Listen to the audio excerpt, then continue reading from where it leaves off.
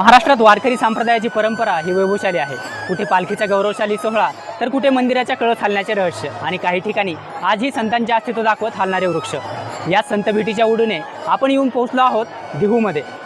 आज देहूचा पालखी प्रस्थान सोहळा आहे। या पालखी सोहळ्याच्या निमित्ताने महाराष्ट्रातील विविध तीर्थक्षेत्रातील दिंड्या या ठिकाणी येतात। हे दृश्य मनमोहक असते, पाहण्याजोगे असते। तर आज पालखी प्रस्थान सोहळ्याच्या निमित्ताने येथे कोणते कोणते कार्यक्रम होतात, येथे कोणत्या दिंड्या येतात आणि येथील पूर्ण दिनक्रम आजच्या व्हिडिओमध्ये पाहणार आहोत। तर व्हिडिओची सुरुवात करूया रामकृष्ण हरीने। पालखी सोहळ्याच्या दिवसाची सुरुवात होते पहाटे 5:30 वाजता श्रीच्या महापूजेने। त्या लगोलगच शिळा मंदिराची महापूजा होते। ही तीच शिळा आहे जिथे तुकोबाराय 13 दिवस गाथा पाण्यात बुडवल्यानंतर अनुष्ठानास बसले होते।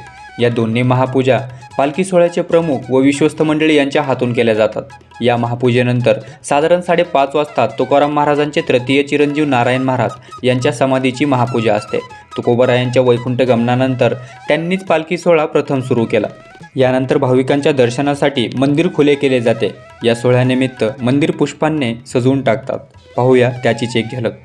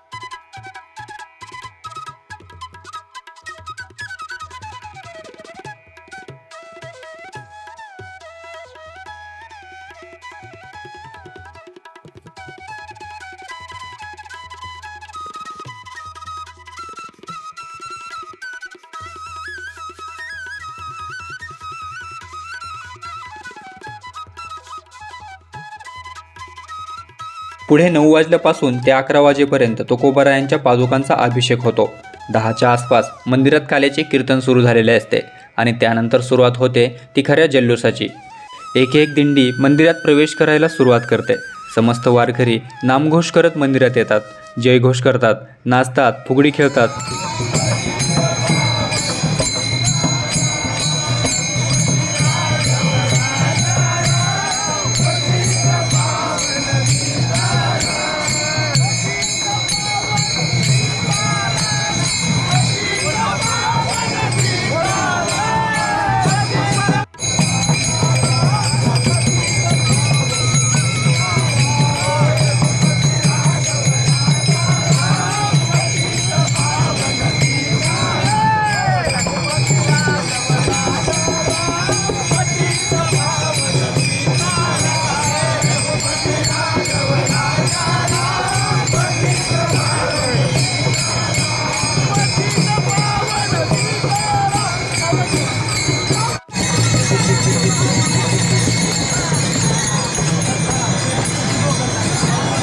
त्यानंतर असतो तो वारकरी सोहळा। तो अशा पद्धतीने।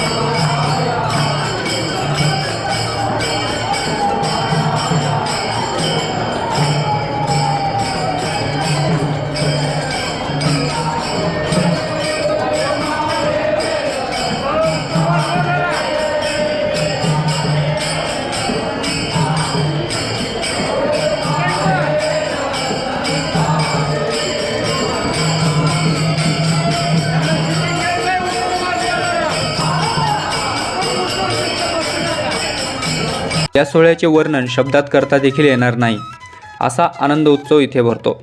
लगोलगच पालखीची महापूजा होते व मंदिर प्रदक्षिणेसाठी पालखी बाहेर आणली जाते. मान्यवरांची पालखीला खांद्या देण्याची व दर्शन घेण्याची तारंबळ उडालेली असते. प्रत्येकाला पालखीपाशी पोहोचायची असते. ज्या भाविकांना पालखीला खांदा देता येतो खरंच ते भाग्यवान असतात. यानंतर पालखी महाद्वारातून बाहेर पडते आणि पहिल्या मुक्कामाच्या दिशेने निघते. पालखीचा पहिला मुक्काम अगदी मंदिरापासून 100 मीटर अंतरावर असणाऱ्या इनामदारवाड्यात असतो. इथे संध्याकाळी 6 पर्यंत पालखी पोहोचते. त्यानंतर मुख्य आरती होते व भाविकांच्या दर्शनासाठी रांग लागते. ही रांग निरंतर सुरूच राहते. तर हा होता जगद्गुरू श्री संत तुकाराम महाराजांचा पालखी प्रस्थान सोहळा.